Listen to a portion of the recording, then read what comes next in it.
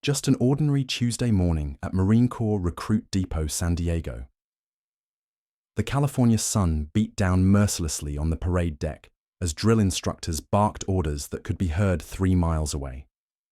Families clustered under whatever shade they could find, their faces glowing with pride and anticipation. Today was graduation day, and after 13 grueling weeks, their boys were finally becoming Marines. But tucked away in the back row of the visitor bleachers sat a man who seemed completely out of place.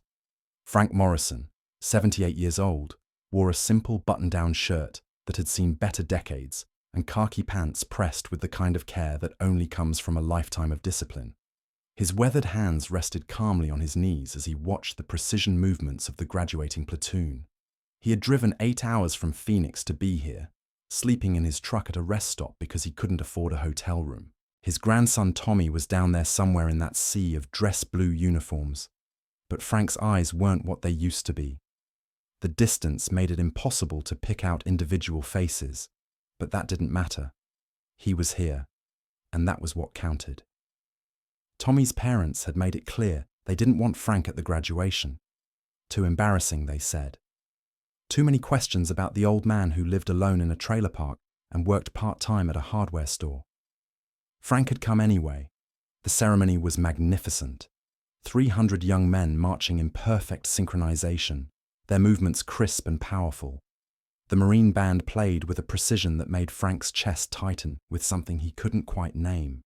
These kids had been transformed, forged from raw material into something harder, something worthy of the eagle, globe, and anchor they now wore with such evident pride.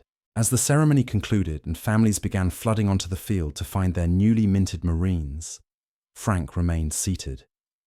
He knew Tommy would be swept up in congratulations from his immediate family, and Frank didn't want to intrude on that moment. He was content to watch from a distance, to see the joy on his grandson's face as he embraced his parents and younger sister. The crowd was thinning when Frank finally stood to leave. His joints protested with a symphony of pops and creaks, reminders of decades of hard living and harder work. He made his way slowly toward the exit, navigating around clusters of celebrating families. The parking lot stretched endlessly before him, a shimmering sea of asphalt that would take him back to his beat-up Ford pickup and the long drive home. That's when he heard the voice behind him. "Excuse me, sir." Frank turned to see a young Marine approaching, still in his dress blues, but with the easy confidence that came from completing one of the most challenging training programs in the world. The kid was maybe 20, with the kind of fresh-faced earnestness that reminded Frank of another time, another war, another group of young men who thought they were invincible. "Yes, son. I couldn't help but notice you sitting alone up there," the Marine said, his voice respectful but curious. "Are you here for someone?" Frank nodded toward the field where families were still gathered.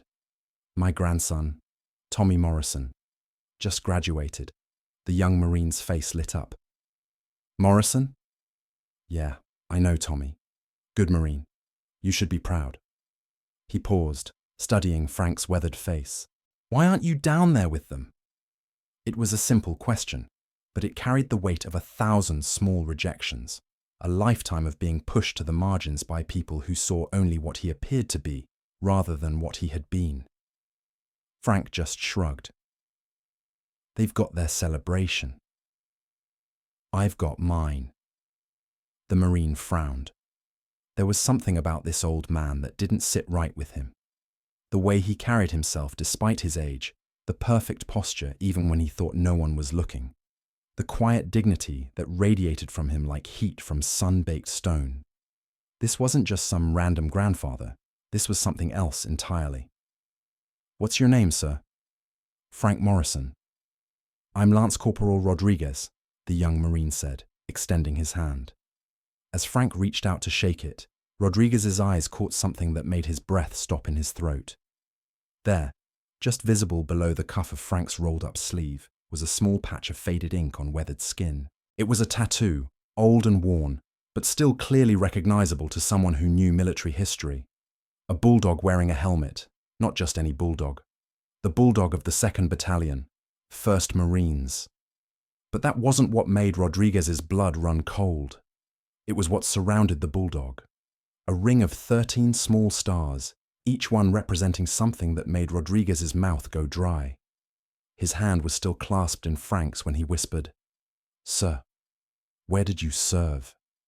Frank's eyes, which had been warm and grandfatherly just moments before, suddenly sharpened. There was a flicker of something ancient and hard, like flint striking steel. "A long time ago, son. A long time ago." But Rodriguez wasn't letting go of his hand. He was staring at that tattoo with the intensity of a man who had just discovered buried treasure.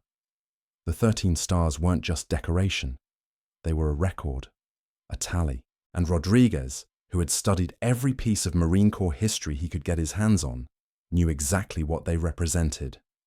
"Sir," Rodriguez said, his voice barely above a whisper, "those stars on your tattoo. What do they mean?"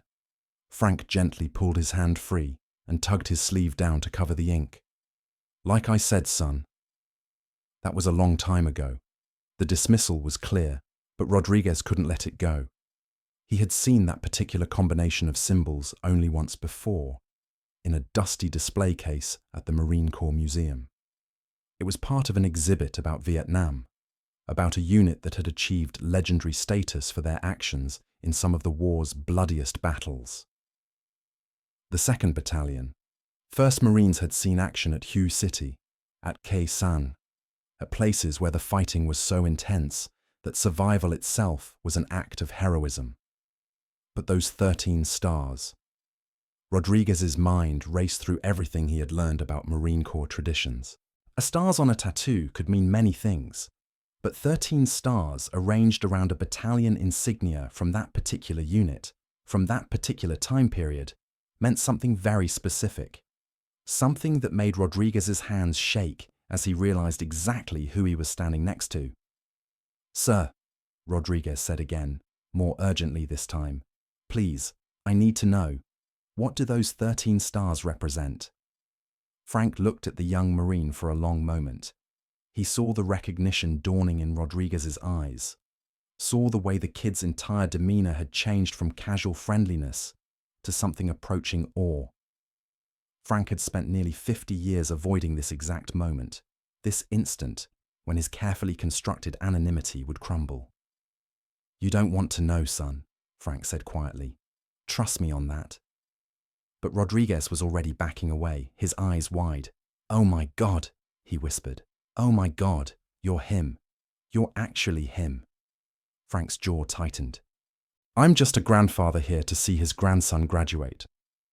"No, sir," Rodriguez said, his voice gaining strength. "No, sir, you are not just a grandfather. Do you have any idea what you are?" The question hung in the air between them like smoke from a distant battlefield. Frank Morrison, who had spent decades hiding behind the mask of an ordinary old man, felt that mask beginning to slip. The young Marine standing before him was looking at him with an expression Frank hadn't seen in a very long time. It was the look of someone staring at a living legend. Rodriguez took another step back, his mind racing through fragments of stories he'd heard whispered in barracks late at night, tales that seemed too incredible to be true. The 13 stars, the 2nd Battalion insignia, the time frame. It all pointed to one impossible conclusion. "Sir," Rodriguez said, his voice trembling with a mixture of fear and reverence, "are you telling me you're Frank Morrison, the Frank Morrison?" Frank's weathered face remained impassive, but something flickered behind his eyes. A shadow of memory, perhaps, or the weight of secrets carried too long. "I don't know what you think you know, son, but—" "Hamburger Hill," Rodriguez interrupted, the words tumbling out in a rush. "Operation Apache Snow, May 1969. The 2nd Battalion took that hill after 10 days of hell. They said there was a sergeant who single-handedly held the north face when everyone else was pinned down. They said he saved his entire platoon and then went back for the wounded. 13 times. 13 trips into enemy fire to bring back his brothers." The color drained from Frank's face. The parking lot around them seemed to fade away, replaced by the smell of cordite and the screams of wounded men. For just a moment, he wasn't a 78-year-old grandfather standing on hot asphalt. He was a 19-year-old kid from Nebraska, covered in mud and blood, dragging his best friend toward a medevac chopper while mortars exploded around them. "That's just stories, son," Frank said, but his voice lacked conviction. Rodriguez wasn't buying it. His training kicked in. The same analytical mind that had gotten him through boot camp, now piecing together a puzzle that had been right in front of him. "The tattoo doesn't lie, sir. 13 stars for 13 lives saved. The bulldog for the battalion.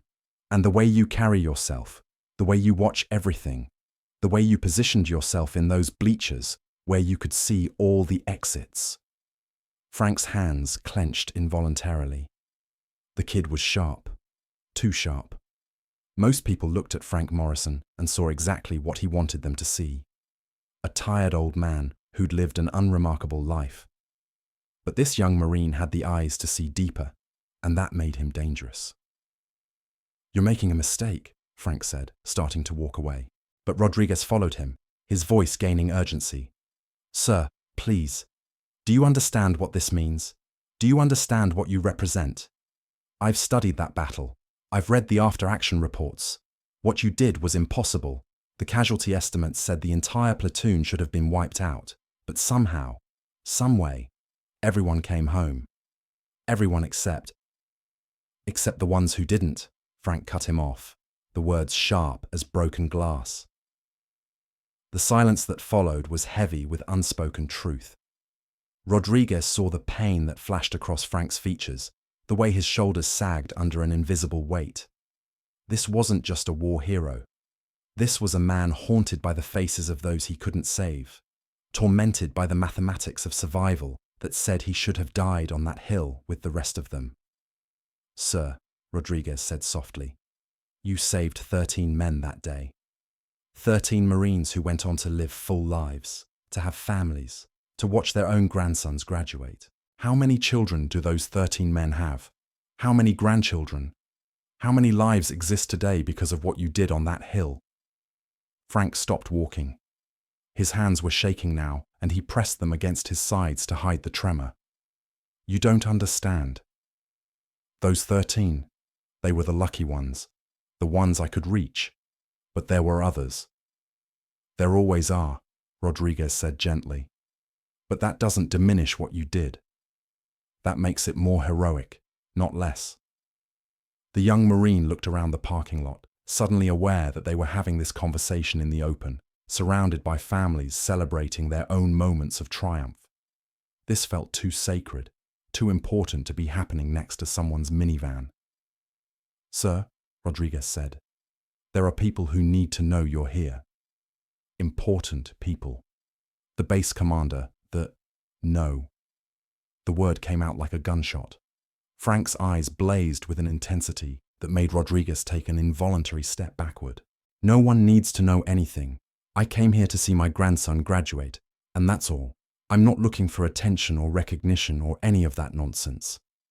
"But sir," "But nothing, Marine."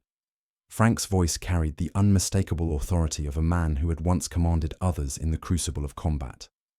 "I did my job. I served my country. I came home when others didn't, and I've spent every day since trying to figure out why. I don't need parades or ceremonies or handshakes from politicians who never heard a shot fired in anger." Rodriguez stared at him, beginning to understand the true depth of what he was witnessing. This wasn't just modesty or humility. This was survivor's guilt refined into its purest form. A man who had spent half a century convinced he didn't deserve the praise that should have been heaped upon him decades ago. "Sir," Rodriguez said carefully, "with all due respect, that's not your call to make anymore." Frank's eyes narrowed. "What do you mean?" "I mean that tattoo tells a story, whether you want it to or not. And there are Marines on this base, Marines who've studied that battle, who've trained using tactics that were written based on what you did that day. You're not just Frank Morrison, the grandfather. You're Frank Morrison, the legend, and legends don't get to hide in plain sight forever." The two men stared at each other across a divide of decades and experience. Frank saw himself in Rodriguez's eager face. remembered what it felt like to believe that heroism was simple, that right and wrong were clearly defined, that the good guys always won in the end. Rodriguez saw something in Frank's weathered features that textbooks couldn't teach: the true cost of being a hero, the weight that came with survival when others didn't share that blessing. "What are you going to do?" Frank asked quietly.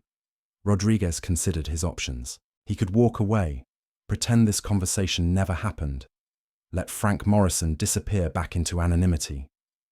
He could respect the old man's wishes and keep his mouth shut. But he could also see the crowd of Marines still gathered on the field, young men and women who had just taken the same oath Frank had taken more than 50 years ago. They deserved to know that legends walked among them. They deserved to see that heroism wasn't just something from history books. "I don't know, sir," Rodriguez admitted. "But I can't just pretend I never saw that tattoo. I can't pretend I don't know who you are." Frank nodded slowly, as if he had been expecting this moment for years. "Then I guess we have a problem, don't we, Marine?" Rodriguez's mind was racing. He knew he was standing at a crossroads that would define not just this moment, but potentially the rest of his Marine Corps career. He could see the internal struggle playing out across Frank's weathered features, the way the old man's eyes kept darting toward the field where his grandson was probably still celebrating with his family. "Sir," Rodriguez said slowly, "what if we compromise?" Frank's eyebrows raised slightly. "I'm listening." "You came here for your grandson. Tommy Morrison, right? What if I just made sure you got to spend some time with him? No fanfare, no attention. Just a grandfather and his grandson having a moment together." Frank studied the young Marine's face, looking for any sign of deception or hidden agenda. All he saw was genuine sincerity and something else that reminded him uncomfortably of his younger self: the absolute conviction that doing the right thing was always worth the risk. "How exactly would you manage that without drawing attention?" Frank asked. Rodriguez glanced back toward the field, then pulled out his phone. "Tommy's in my buddy's platoon. Buddies. I can text him. Have him meet us somewhere quiet. Away from his family, away from the crowds. Just you two." Frank was quiet for a long moment, weighing his options. He had driven 8 hours to see this day, had spent his last $100 on gas to get here, had slept in his truck because he couldn't afford a hotel, all for a chance to see Tommy become a Marine. But he had resigned himself to watching from a distance, to being the forgotten relative who didn't fit into the family's carefully curated celebration. "You'd do that?" Frank asked. "Sir, with all due respect, after what I just learned about you, I'd do a lot more than that if you'd let me." The weight of those words settled between them. Rodriguez wasn't just offering to help a grandfather connect with his grandson. He was offering to bridge a gap that had existed for decades between Frank Morrison, the man, and Frank Morrison, the legend. It was an offer that came with strings attached, even if Rodriguez wasn't explicitly stating them. Frank sighed deeply, a sound that seemed to carry the weight of 50 years of secrets. "Make the call." Rodriguez's face lit up as he scrolled through his contacts. "Yes, sir. Give me 2 minutes." As Rodriguez stepped away to make his phone call, Frank found himself alone with his thoughts for the first time since the tattoo had been spotted. He could still feel the phantom ache in his shoulder where shrapnel had torn through muscle and bone all those years ago. Could still hear the whistle of incoming mortars and the desperate shouts of men who were too young to die, but old enough to know they probably would. 13 stars, 13 lives. Rodriguez had the math right, but he didn't understand the equation. For every man Frank had pulled off that hill, 3 others had died, waiting for help that never came. The young Marine saw heroism where Frank saw failure, saw legend where Frank saw a cosmic mistake that had allowed him to survive when better men hadn't. "Got him," Rodriguez said, jogging back over. "Tommy's going to meet us at the enlisted club in 10 minutes. Told him his grandfather was here and wanted to see him." Frank's stomach tightened. "What exactly did you tell him?" "Nothing about the tattoo, nothing about who you are." just that you drove a long way to be here and deserved better than watching from the parking lot. It was a small mercy, but Frank was grateful for it. He wasn't ready for Tommy to see him as anything other than the grandfather who fixed broken lawnmowers and told bad jokes. The alternative was too complicated, too heavy with expectations that Frank wasn't sure he could meet. They walked in silence toward the enlisted club, Frank's weathered boots clicking against the pavement in a rhythm that reminded Rodriguez of the precision marching they'd just witnessed. The old man moved with an economy of motion that spoke of decades of discipline, each step purposeful and controlled despite his age.